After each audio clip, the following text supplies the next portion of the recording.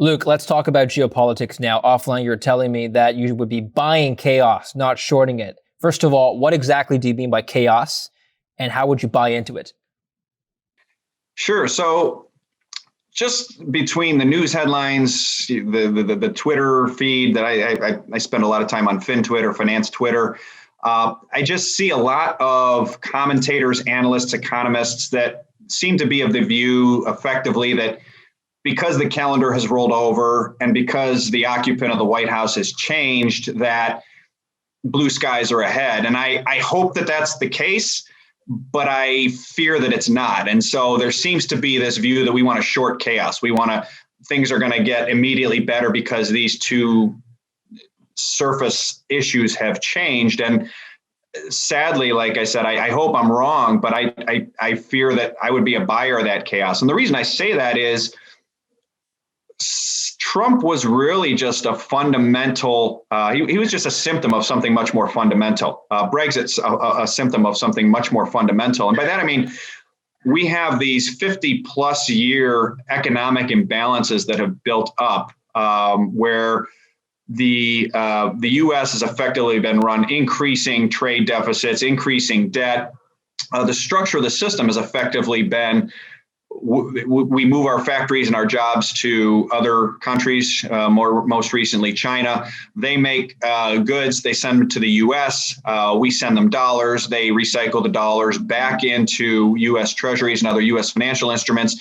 The U.S. And effectively, there's this Cantillon effect where the people that touch that money first, which are Washington and Wall Street, do well, and the people who lost their jobs in factories in much of the rest of America don't do well. So it's basically been this U.S. Treasury export business for the last 50 years, but in particular the last 20 to 25 years, that has driven a number of the factors we're seeing the symptoms of which, whether it's a Trump, whether it's a Brexit over in the UK, some of the domestic social unrest, the wealth inequality, all of these issues are the fundamental driver is the currency and global economic system as it's been structured in recent decades. And that hasn't changed. That is continuing to be destabilized. The question, I think, is where does the new administration move in these directions? And the reason I'm not so sure that he's going to be as different from Trump in a number of his major economic and geopolitical policies as some people might think is that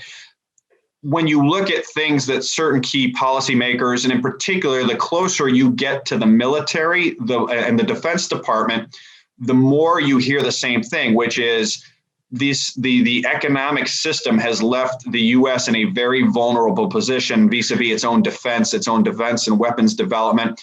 You can see it as an example. The most obvious example of it is what happened during COVID, which was we couldn't produce enough masks and ventilators on our own. We needed them from China. Let me ask you this, Luke.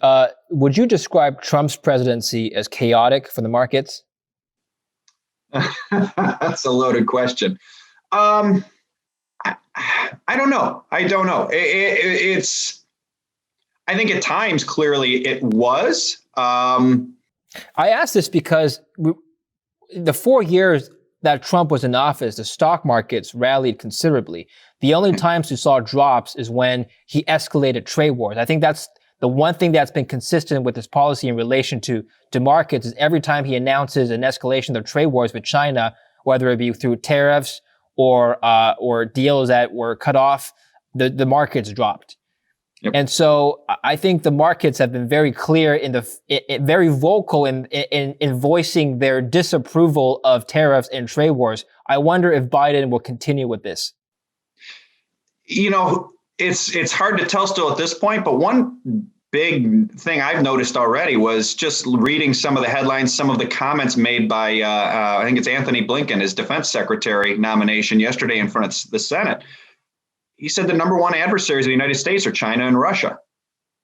And if that's the case, he said, look, we'll work with them on some things, but we are retaining this adversarial position, this great power competition, which is how the White House and Defense Department spoke of it in a document released last, I think, May.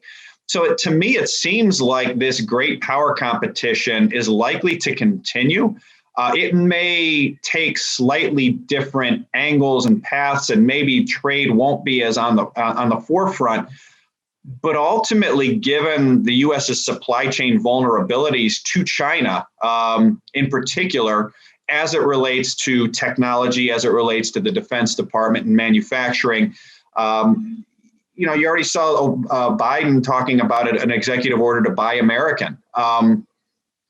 It'll be interesting to see how these things are sold, because I know how it was sold and how it was reported when Trump said, I'm going to buy American. And Biden's now saying, well, I want to sign an executive order saying buy American. And to me, it speaks to this shorting chaos or being long chaos is I don't think a lot of the things that people saw as chaos were driven by Trump. I think Trump was a symptom. I think we could have a whole discussion on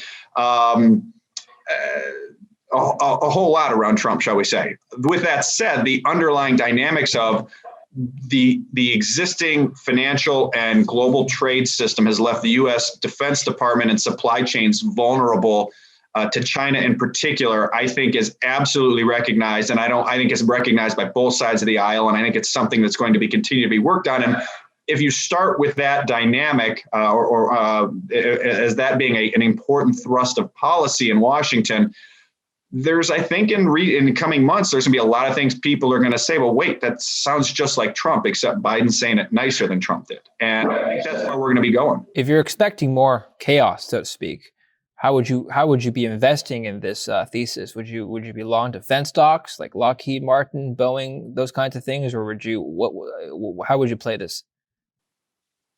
The way I want to play it is ultimately the U.S. is going to do what it has to do. As Sir Winston Churchill famously, maybe apocryphally, but famously said, the U.S. always does the right thing after they've exhausted all the alternatives. And we've exhausted all the alternatives. The U.S. fiscal picture, as I discussed in prior comments with you, it's a mess. It's arguably irrecoverable. We need significantly negative real interest rates. We need significant stimulus. We need reshoring of supply chains to harden those. And when you start putting all those things together, to me, if we do the right things, you talk about significantly increasingly negative real interest rates. That's really good for gold. That's good for Bitcoin. That's good for technology and long duration stocks. When you look at infrastructure, Green New Deal, these types of things, rehardening of supply chains, I think that's really good for industrial stocks, industrial supply chains, also technology stocks. I think it's really good for certain commodities. And so those are the ways I want to play it. I'd like to think, hopefully, you'll see some pullback actually on some of the defense spending or continued pullback on some of the defense stuff. I don't think it's a chaos is a war type thing, but I do think you'll probably see tensions around Taiwan increase, given how important Taiwan is to U.S. technology supply chains and how important technology supply chains are to the Defense Department, et cetera. So they probably do well, though they being defense suppliers. But that's how I'm thinking about it. Okay, perfect. Luke, thanks very much. Thanks for having me on.